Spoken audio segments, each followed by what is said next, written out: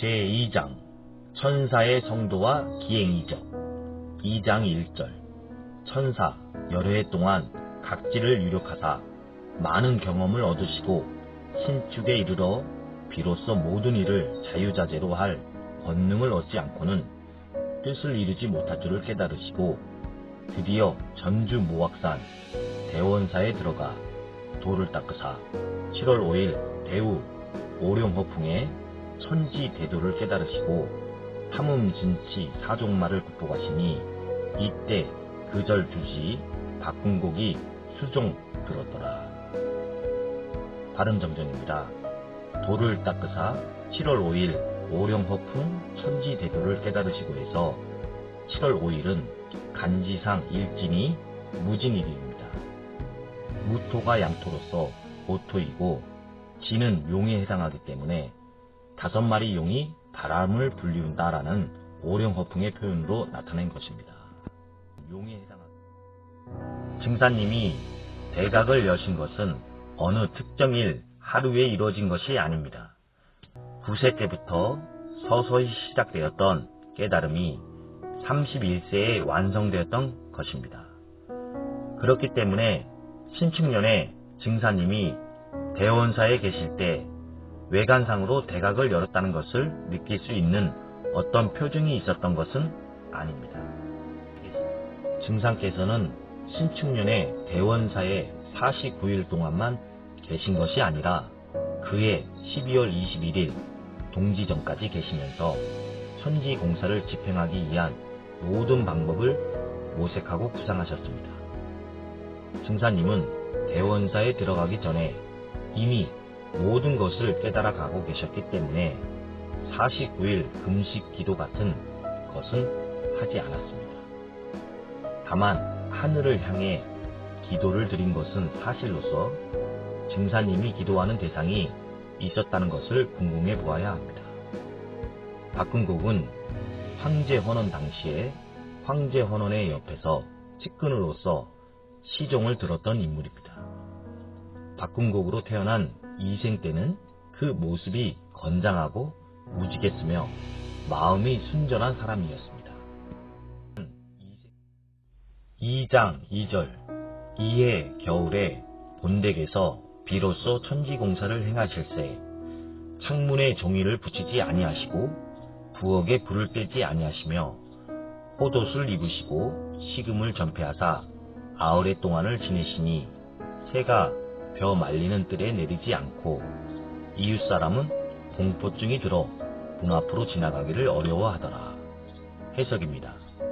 이해 겨울이란 신축년 12월 22일부터 30일까지 아흘의 동안을 말합니다. 1절에서처럼 증상께서 49일만을 기도한 것이면 7월 5일 이후 비로소 천지공사를 행하실세라고 해야 하는데 이해 겨울에 본댁에서 비로소 천지공사를 행하실세라고 기록되어 있습니다. 이것은 신축년 12월 21일 이전까지는 대원사에 계셨다는 것을 뒷받침해 줍니다. 부엌에 불을 떼지 않으시며 포도술을 입으시고 라는 것은 증사님 본댁 형편의 어려운 살림 때문이었습니다. 새가 벼 말리는 뜰에 내리지 않고 라는 말씀은 없는 내용입니다. 한겨울에는 벼를 말리지 않습니다. 가을에 벼를 말리는 것이지 겨울에 벼를 말리는 일은 있을 수가 없습니다. 이웃사람은 공포증이라는 말씀은 겨울에 새가 벼 말리는 뜰에 앉을 일이 없는데 그것을 보고 공포증 자체가 생길 일이 없습니다. 그리고 증사님은 이웃사람에게 늘 편히 대하셨습니다. 2장 3절 이민 4월에 천사 금국은 수류면 원평장을 지나시다가 전주부 우림면 하운동 김영렬을 만나시니 대저 형렬은 이왕부터 천사와 지면이 있었는데 천사께서 성도하셨다는 소문을 듣고 배옥기를 원하던 차이므로 크게 기뻐하여 자기 집에 오시기를 간청하였더니 이달 열 사흔날 형렬의 집에 이르사 곧 형렬에게 일러 가라사대 그대의 집에 삼신이 들어가니 산기가 있을지라 빨리 안방에 들어가 보라 하시거늘 형렬이 안방에 들어가니 과연 그 아내가 셋째 아들을 낳더라. 바른 정정입니다. 아들이 아니라 딸을 낳았습니다. 아내가 2장 4절 형렬의 아내가 자례로 산 후에는 반드시 복통이 나서 여러 날 동안 앓는 예증이 있어서 또 복바람으로 형렬이 크게 근심하거늘 천사 이루하여 가라사대 이 뒤로는 모든 일에 나를 믿고 근심을 놓으라. 형렬이 명하신 대로 다만 천사만 믿고 근심을 놓았더니 과연 아내의 복통이 곧 그치고 그 밖에 천촉과 해수 같은 별증도 다 나으니라. 2장 5절 천사 형렬에게 일러 가라사대 이제 말세를 당하여 앞으로 무국대운이 열리나니 모든 일에 조심하여 척을 짓지 말고 죄를 멀리하여 순결한 마음으로 천지 공정에 참여하라. 나는 3개 대권을 주재하여 조화로서 천지를 개벽하고 불로 장생의 성경을 열어 고해에 빠진 중생을 건지려 하노라 하시고 이로부터 형렬의 집에 머무르사 천지 공사를 행하실 때 형렬에게 신안을 열어주어 신명의 회상과 청령을 창강케 하시니라. 바른 정정입니다. 3개 대권이라는 말씀은 서신 사명자로서 지상의 천지 공사를 주재하고 집행할 수 있는 권한을 부여받은 것을 의미합니다. 5절에 나오는 3번의 형렬은 김형렬이 아니고 모두 최내경의 집에서 최내경에게 하신 말씀입니다. 최내경은 전생이 어진 성군이었던 당뇨로서 증사님과 천지공사 동안 많은 일을 함께하였고 모든 기록 또한 최내경에게 맡기셨으나 후에 차경색에게 기록의 일부만을 건네주고 도문을 떠났습니다. 2장 6절 여름을 지나실 때 형렬의 집이 가난하여 공개가 조략하고 또 남새밭이 메말라서 채소가 잘 자라나지 아니하므로 형렬이 근심하거늘 천사 일러 가라사대 산중에는 별미가 없나니 채소나 잘 되게 하여 주리라 하시더니 이로부터 약간 심어두었던 악마디 된 채소가 잘 거루어 가꾸지 아니하여도 저절로 자라나서 반찬거리가 넉넉하게 됩니다. 악마디 된 채소라는 것은 벌레 먹어 못쓰게 된 채소를 악마디 된 채소라고 합니다. 2장 7절 6월 어느 날 형렬에게 예수교수 한 권을 구하여 오라 하시거늘 형렬이 이웃마을 오동정 김경환에게서 예수교수를 빌려다 올리니 천사 받아서 불사르시니라. 그 뒤에 형렬이 천사를 모시고 오동정 차윤필의 집에 가니 경환이 와서 빌려간 책을 돌려주기를 청하매 형렬이 대답치 못하거늘 천사 가름하여 대답하시되 곧 돌려주리라 하시더니 마침 한붓장사가 지나가거늘 천사 불러들이사 술을 먹이신 뒤에 구붓 상자를 열어 보이기를 청하신 때 붓장사가 열어 보이니 예수교수 한 권이 있는지라. 천사 가라사대 그대는 반드시 예수를 믿지 아니하니 이 책이 쓸데없는지라.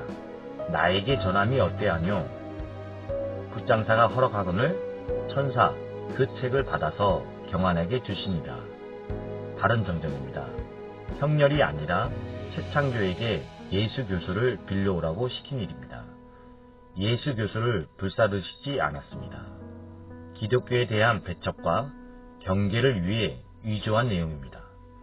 최창조와 차윤필의 관계는 차윤필은 순임금 때 제후로서 순임금을 보좌보필하던 전생의 인연자로서 차윤필은 제후 당시 내사 일을 잘 처리하고 사리가 분명했습니다. 전생의 인연자로서 2장 8절 그 뒤에 불가서 천수경과 한자 옥평과 사요와 해동명 실록과 강절관 매법과 대학과 형렬의 채권부를 불사르시니라. 바른 정전입니다.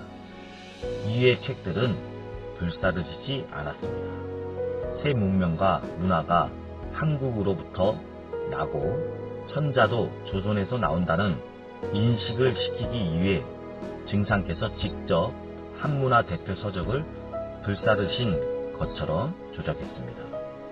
후천에서 한글과 한자는 계속 사용됩니다. 또한 김영렬은 가난하였으므로 돈을 빌려준 채권부가 없었습니다. 이 대목을 보면 김영렬이 채권부를 증상께 드렸고 그것을 불사르신 것을 형렬이 용인한 것처럼 보입니다. 충성된 신하와도 같고 빚을 탕감하여 준 덕인으로 비춰지기도 합니다. 형렬은 자신이 증사님과 특별한 관계였다는 것을 허위사실을 만들어 대순정경에 계속 나타내려고 했습니다. 후에 김영렬의 전생에 대해 알게 되면 이런 상황들이 좀 더 이해될 수 있을 것입니다. 김영렬의 전생에 2장 9절 9월에 농가에서 보리가리로 분주하거늘 천사 한숨 지으시며 가라사대 이렇게 신고하여도 수확을 얻지 못하리니 어찌 가섭지 아니하리요 하시거늘 형렬이 이 말씀을 듣고 드디어 보리 농사를 폐하였더니 계묘년 봄에 이르러 천우가 순조하여 보리가 크게 풍성할 징조가 있는지라 김보경 등 모든 종도와 이웃 사람들이 모두 형렬을 조소하거늘 천사 가라사대 이 일은 신명공사에서 결정된 것이니 아직 결시기에 이르지 못하여 어찌 풍작이라고 단언하리요 하시더니 과연 5월 5일 큰 비로 인하여 보리 이삭이 다 말라서 수확이 아주 없게 되고 쌀값이 올라서 한 말에 7냥이 되니 이로부터 모든 사람이 천사께 신복하니라. 2장 11절 내양 출타하실 때에는 신명에게 치도령을 써서 불사르사 여름이면 바람을 불려 길의 이슬을 떨어뜨리고 겨울이면 진 길을 얼어붙게 하신 뒤에 마른 신발로 다니시니라. 해석입니다. 치도령을 써서 불사르사 해석은 증상께서 출타하실 때에는 어디로 갈 것을 신명들에게 미리 통보하셨습니다. 2장 12절 하운동은 산중으로 길이 심히 좁고 나무숲들이 길게 우거져 얽혀서 이슬이 많을 뿐 아니라 장마가 질 때에는 길에 물이 흘러 시내를 이루되 천사의 신발은 항상 깨끗하므로 마을 사람들이 모두 이상히 여기니라. 해석입니다. 이상호 이정립 씨가 풍문을 와전해서 기록한 것입니다. 증사님은 자신 한 몸의 안위를 위해서 어떠한 능력을 행사한 적이 없으십니다.